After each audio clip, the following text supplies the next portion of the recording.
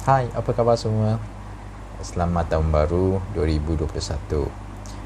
Mari kita mulakan dengan doa.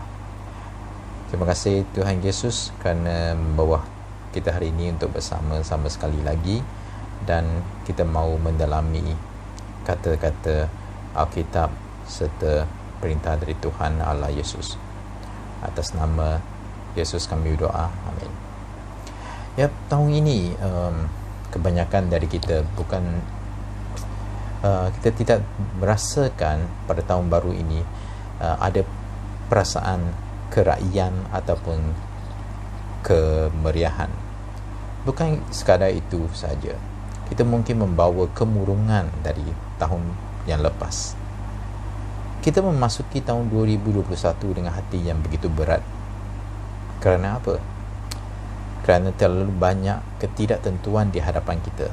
Kita percaya banyak di kalangan kita pada masa ini, saat ini begitu risau pada perkara yang berlaku di sekeliling kita, berlaku dalam kehidupan kita, berlaku dalam keluarga kita, berlaku di tempat pekerjaan kita, atau di urusan seharian kita. Letih tak? Letih, memang letih. Saya pun letih. Tetapi apabila masa mengizinkan, saya ajak kamu semua duduk dan meluangkan sedikit masa untuk berfikir. Fikirkan, apakah harapan kita? Apakah tindakan yang harus kita buat selepas ini di dalam situasi yang begini? Saya percaya fikiran kita memang buntu dan bercelaru. Kita merasakan kita tidak dapat berbuat apa-apa. Saya tak tahulah kalau ada orang yang pandai, yang bijaksana, apa yang mereka fikirkan. Tetapi bagi saya dan orang-orang yang biasa-biasalah, saya percaya kita mesti terasa lemas dan lemah. Terasa ada satu kekosongan di dalam hati kita. Hala tuju depan kita begitu kabur dan rapuh sekali. Hari-hari kita lihat dan membaca informasi yang begitu negatif dan kata-kata yang kadang-kadang memprovokasi, membuatkan orang marah, atau berita yang tidak tahu sama ada dia benar ataupun salah atau palsu. Hari-hari kita tengok nombor COVID naik turun sampai kita hilang perasaan. Banyak orang di sekeliling kita mengeluh kerana pendapatannya terjejas. Tapi sebelum ini kita lihat syarikat besar, kita mesti rasa wah, tentu best, power. Berpuluh-puluh tahun sudah mereka terulung dalam perniagaan mereka. Tetapi pada sekarang ini ada yang goyang dan ada yang sampai terpaksa tutup kedai terus. Ada orang dalam saat susah ini kehilangan keluarga yang tercinta. Ada kehilangan adik-beradik, suami isteri ataupun sebagainya. Anak-anak terpaksa berkurung di rumah dan cuba belajar di rumah. Ibu bapa juga terpaksa berkurung di rumah untuk bekerja. Itu pun kalau dia bernasib baik, dia masih ada kerja. Saya memang tidak dapat membayangkan keadaan ibu bapa yang kehilangan pendapatan dan terpaksa duduk di rumah. Bayangkan mata melihat masa depan keluarga. Mereka memang terang-terang melihat sudah habis makan siang sekarang ini, nanti kena fikirkan masa makan malam. Macam mana nak sediakan makan malam padahal pendapatan tak ada? Pasal negara lagi tak payah cakap, kucar kacir terus. Pemimpin tak faham keadaan, tak faham bahasa. Ditambahkan sekarang ini banjir di sana sini, seluruh negara. Banyak saudara kita di luar sana kehilangan harta benda,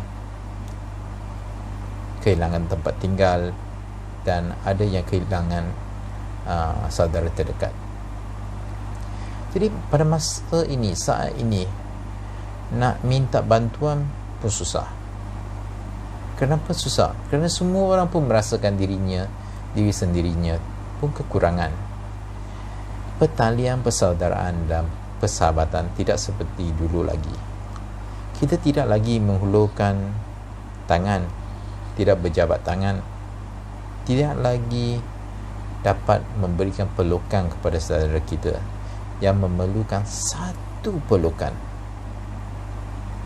yang erat, yang dapat mendorong mereka pada masa dan saat yang paling memerlukan. Kalau dilihatnya sebegini, apa pendapat kamu? Kita merasakan seolah-olah hari selepas ini tiada lagi harapan, tiada hari yang bermakna lagi. Tapi kata orang, ini adalah cara kehidupan baru. Tetapi cop, benarkah ini cara kehidupan baru yang kita mahukan? Benarkah ini kehidupan yang akan kita bawakan, lanjutkan untuk hari-hari yang akan datang? Benarkah dunia ini tidak ada sesuatu yang baik lagi? Jawapannya, saya berasa bergantung pada diri anda sendiri. Bergantung kepada apa yang paling penting di dalam hati kamu.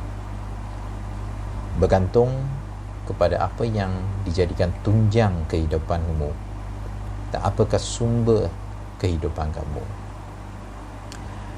Saya ada 2 orang kawan, dan malangnya kedua-duanya menghidap penyakit kanser. Seorang sudah lama bertarung dengan penyakit ini, tetapi hidup beliau sungguh menyelah. Dia masuk hospital kemo sampai 3 kali, tetapi beliau tetap teguh, tabah, dan sampai boleh mendorong orang lain dan mengajak orang lain bersyukur.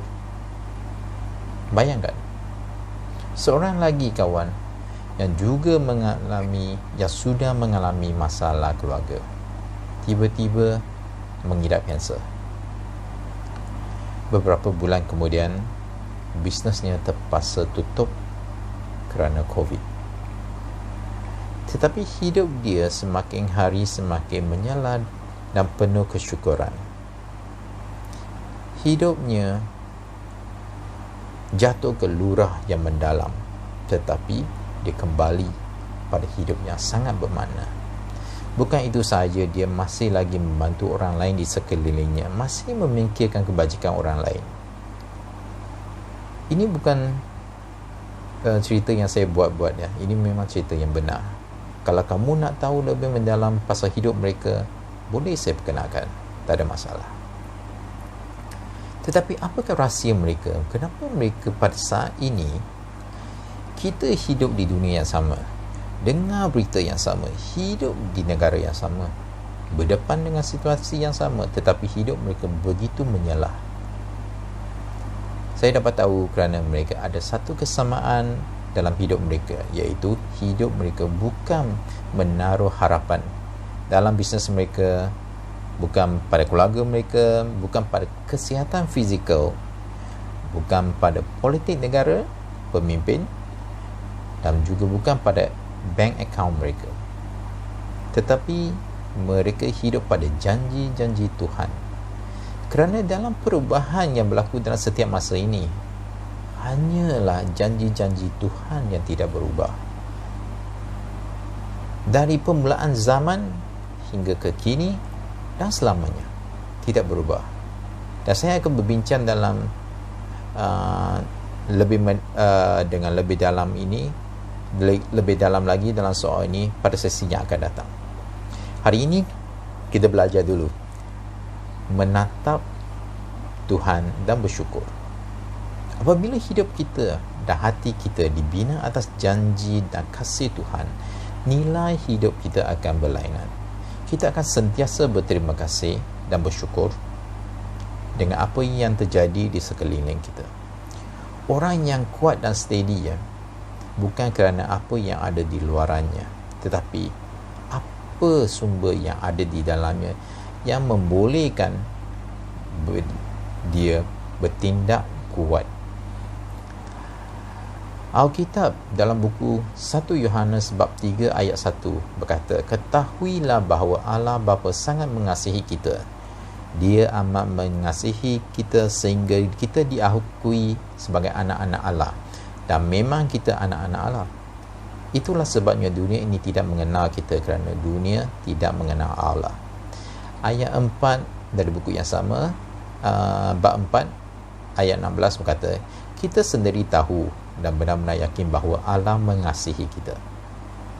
Allah itu kasih. Sesiapa yang sentiasa mengasihi orang lain hidup bersatu dengan Allah, dan Allah hidup bersatu dengan dia. Ditambahkan lagi dalam buku Yeremia bab 31 ayat 3. Sejak dahulu aku selalu kata Tuhan ya, sejak dahulu aku selalu mengasihi kamu, dan untuk seterusnya aku akan menunjukkan bahawa aku selalu mengasihi kamu. Dan terdapat lagi banyak janji-janji Tuhan dan kasihnya yang telah dicatat di dalam Alkitab. Sebenarnya kita tidak perlu terlalu risau. Dalam Alkitab, buku Pengkhotbah bab 1 ayat 9 hingga 11 berkata begini, hal yang telah berlaku dahulu akan berulang lagi. Apa yang telah dilakukan dahulu akan dilakukan lagi. Tiada sesuatu yang baru di dunia ini. Lihatlah, kata orang, yang ini baru. Tetapi semua itu telah berlaku lama sebelum kita dilahirkan. Tiada sesiapa pun akan ingat kejadian pada masa lampau, kejadian sekarang dan yang akan datang tidak diingat oleh sesiapa pun pada masa hadapan. Jadi jelas di sini, sejak 5,000 tahun dahulu sudah tercatat di dalam sumber Alkitab. Apa yang terjadi pada hari ini bukanlah sesuatu yang belum terjadi. Pada zaman dahulu lagi, manusia sudah dilanda pelbagai tragedi. Manusia dilanda wabak penyakit. Manusia dilanda kebuluran, diperintah oleh pemimpin yang tidak akur dan tidak takut pada Tuhan. Kota-kota yang besar mengalami kejatuhan. Keluarga bermasalah kerana ada kecurangan. Semua ini disebabkan manusia semakin hari semakin tidak mematuhi ajaran Tuhan. Jadi kamu mungkin berkata, Tuhan penuh kasih sayang, tetapi kenapa pula semua ini terjadi? Jadi saya minta kamu bayangkan, kamu sebagai seorang ibu bapa, kamu sediakan yang terbaik untuk anakmu, tetapi dia masih kecil dan masih belajar hidupnya. Maka kamu mahu dia ikut apa yang kamu aturkan dan tetapkan, kerana kamu tahu apa yang baik. Kamu tahu apa yang terbaik untuk dia dan bagaimana melakukannya. Tetapi dia ni kadang-kadang ikut, kadang-kadang tidak. Jadi lama kelamaan, anak ini semakin membesar dan semakin degil, dan semakin jauh meninggalkan ibu bapanya. Kalaulah ibu bapa ini mempunyai benda yang terbaik, yang paling baik di dunia ini pun, kalau anaknya sendiri memilih jalan, sengaja mau menjauhi ibu bapanya, macam mana anak ini dapat merasakan keindahan dan kebaikan yang disediakan oleh ibu bapanya? Kan? Kecuali hanya selepas si anak ini kembali kepada ibu bapanya dan dapat merasakan dan mengalami apa yang disediakan oleh ibu bapanya. Jadi sama dengan kita, hidup dan fokus kita ini harus kembali pada Tuhan dan bukanlah bergantung pada benda-benda lain. Barulah kita dapat mengalami apa yang dijanjikan di dalam Alkitab oleh Tuhan kita. Jadi dari Alkitab buku Mazmur ayat 20 bab 20 ayat 8 berkata, ada orang bergantung kepada kereta kuda mereka, ada yang lain kepada kuda mereka, tetapi kita yakin akan kuasa Tuhan Allah kita. Kalau kita sudah tahu Tuhan adalah sandaran kita, Tuhan Allah bersama kita, apa lagi yang kita risaukan? Biarlah kita bersyukur seperti yang diajar dalam Alkitab. Saya ambil petikan dari buku 1 Tesalonika bab 5 ayat 16. Hendaklah kamu sentiasa bersukacita dan berdoalah sentiasa. Hendaklah kamu bersyukur dalam segala keadaan. Kerana hal inilah yang dikehendaki oleh Allah daripada kamu sebagai orang yang hidup bersatu dalam Kristus Yesus. Saya tahu untuk memberi syukur dalam segala keadaan bukanlah sesuatu yang senang. Saya sendiri juga mengalami waktu yang kurang baik.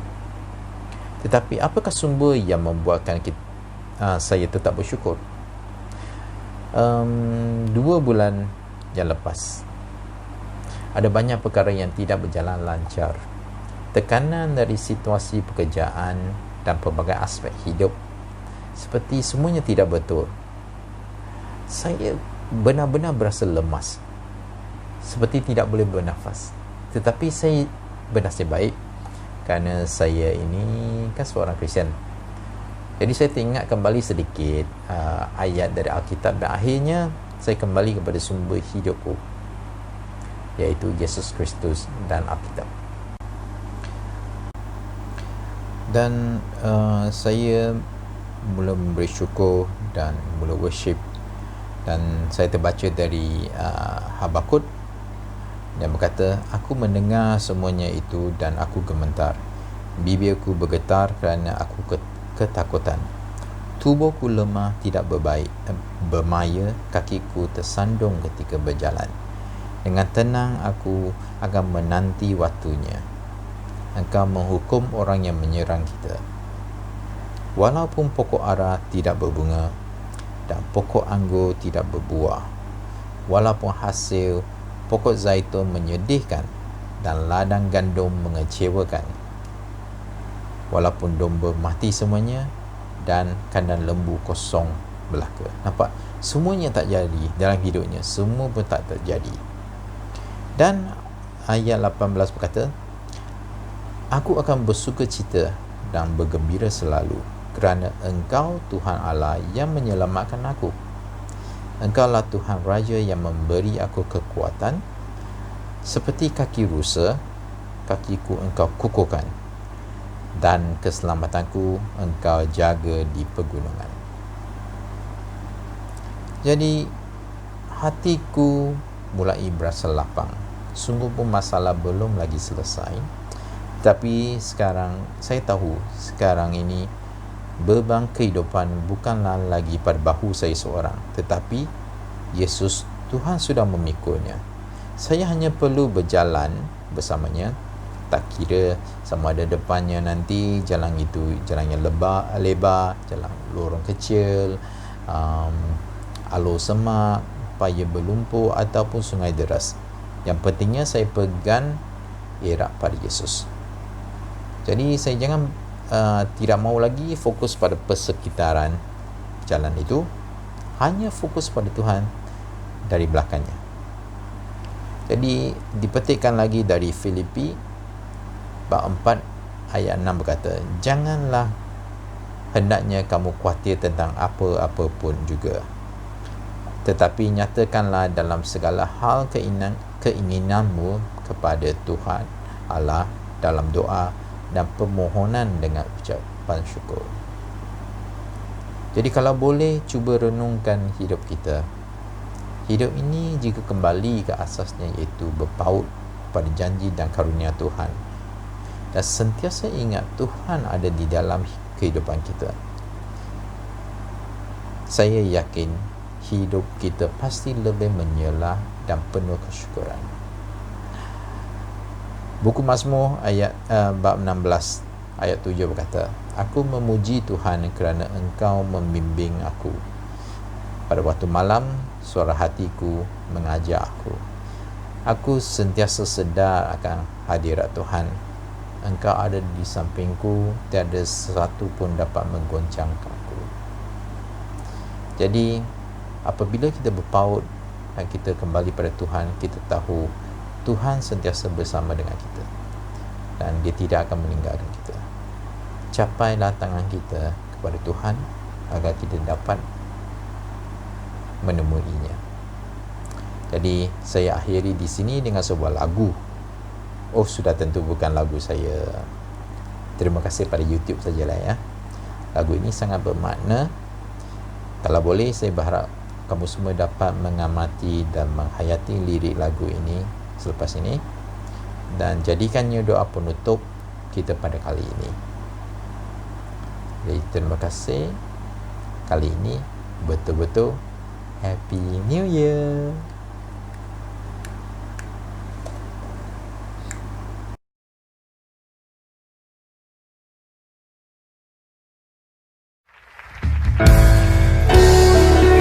Kami datang menyembah-Mu malam hari ini Tuhan, sebab Engkau layak disembah, Engkau layak Tuhan. Oh.